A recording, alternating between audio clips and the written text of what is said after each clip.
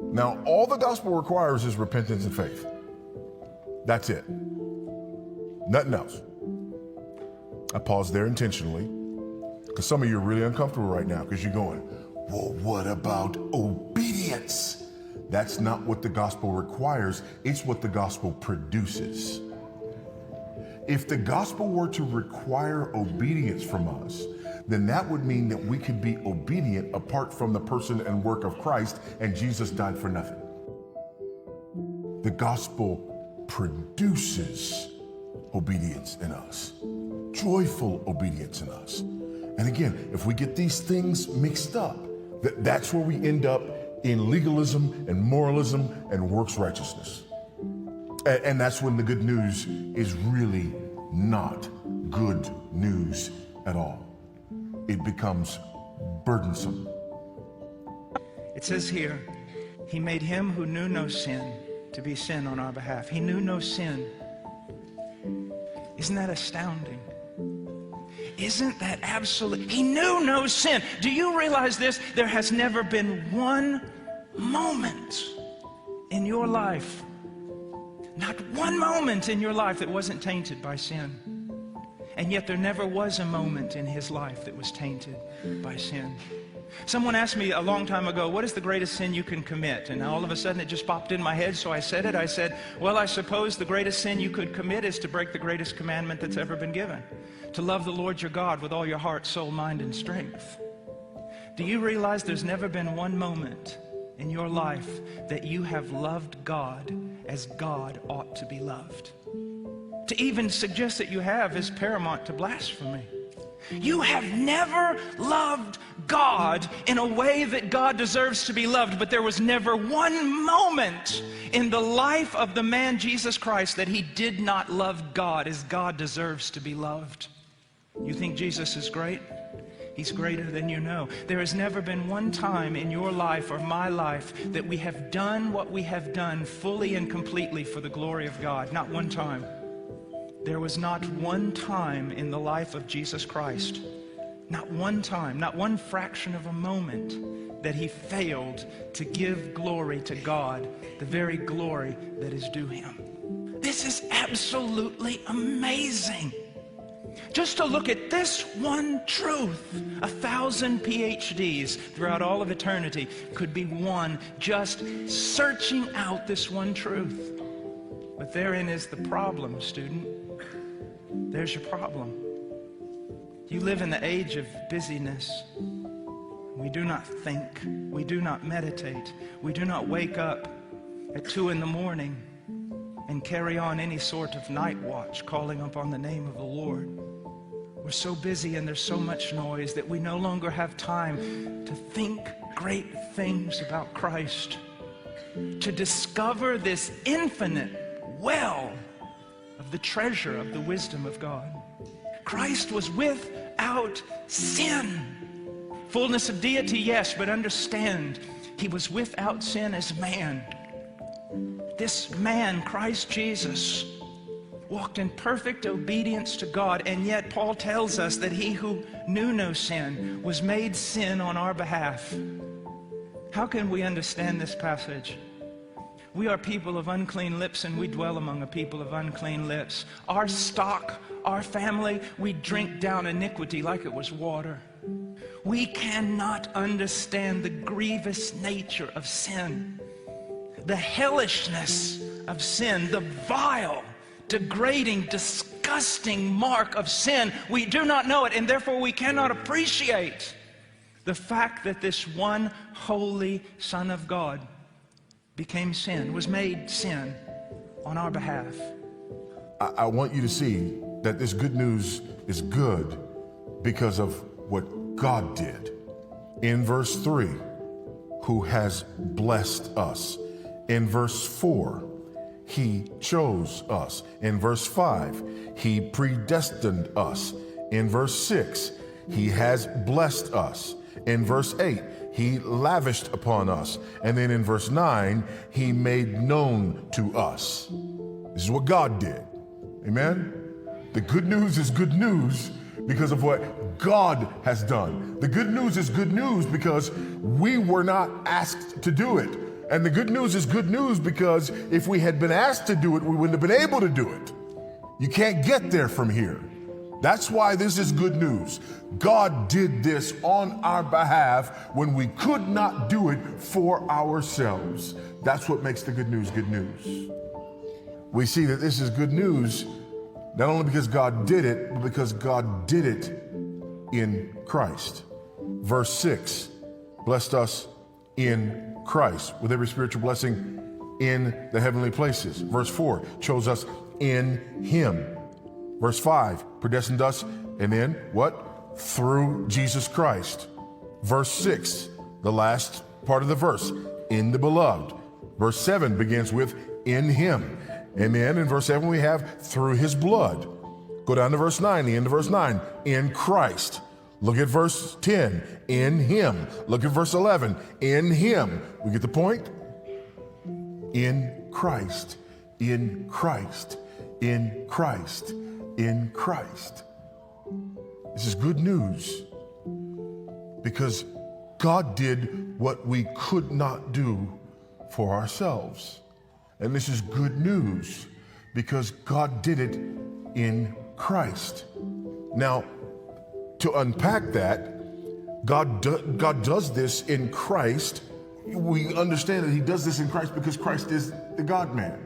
We understand He does this in Christ because Christ is fully God and fully man. We understand that God does this in Christ because it is only as the God-man that Christ can keep the whole law and suffer death and overcome death and hell and the grave. But we understand it's important for Him to be the God-man because as man, He has to take on our sin and be our federal head, like Adam was our federal head.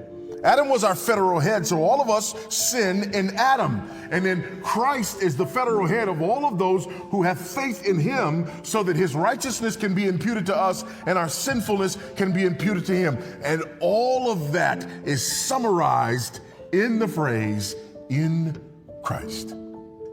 What does it mean that Christ was made sin for you, on your behalf?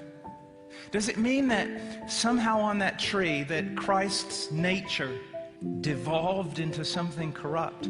Did Christ Himself become some defiled being when He was on that tree? Is that what it means? Absolutely not. While even on that tree, He was the spotless Lamb of God, the perfect, beautiful, impeccable Son of God. Then what does it mean that He was made sin? Well, the text tells us, He made Him sin who knew no sin to be sin on our behalf so that we might become the righteousness of God in Him. What does it mean for us to be justified? Does it mean the moment we believe in Jesus Christ, we are made into a perfectly righteous being? Absolutely not. If that was the case, we'd never sin again. What does it mean to be justified? Does it mean we're infused with grace so that we live in a new power and therefore justify ourselves by our own deeds? Absolutely not. Then what does it mean that we were justified? Justification is a legal or forensic doctrine. It means this, that the moment a man or a woman believes in Jesus Christ, they are declared legally to be right with God. It is a legal term that God declared you before His throne of judgment to be right with Him. But that's not all. When you are justified by believing in Jesus Christ, you are declared right with God, and here's the important word, you are treated, do never forget this word, you are treated as right with God. God's disposition toward you has changed.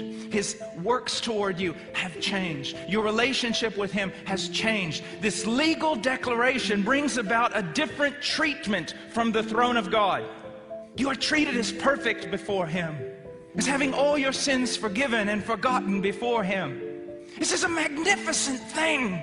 One of the reasons why in modern contemporary evangelicalism, if you can even use that terminology anymore, one of the reasons that there is no rejoicing in Christ is because there's not much preaching about sin. If you knew, and if I knew the extent of Scripture's attitude with regard to sin, how hateful it is. Before God, you and I would rejoice at every mention of the fact that Christ died for our sins. We would be broken, we would be weeping, we would be full of joy, we would be propelled to godliness, we would need no other motivation. Someone asked me one time, why do you preach about sin so much? And I said, it's because I want you to love God. Because the one who has been forgiven much loves much. So what does it mean that Christ was made sin?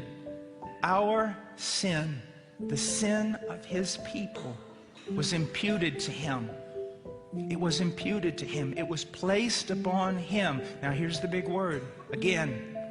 And he was treated as the one guilty before the judgment bar of God. Now there again is a life worth of preaching. That the eternal Son of God lived in this magnificent, indescribable, incomprehensible relationship with the Father throughout all of eternity. Now at this moment, this impeccable, spotless Lamb, all your filth, all your hatred of God, everything that would cause all of creation to rise up and condemn you and joyfully applaud when you take your first step into hell, all of it is placed upon Christ. It's placed upon Christ. And the Father treats him as the full mass of us ought to be treated.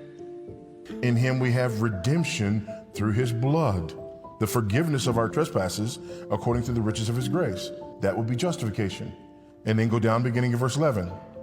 In him we have obtained an inheritance, having been predestined according to the purpose of him who works all things according to the counsel of his will, so that we who were the first to hope in Christ might be to the praise of his glory. In him you also, when you have heard the word of truth, the gospel of your salvation, believed in him, were sealed with the promised Holy Spirit, who is the guarantee of our inheritance until we acquire possession of it to the praise of his glory. There's glorification. There's glorification. So God did it. Amen? The good news is good because God did it. He did it on our behalf.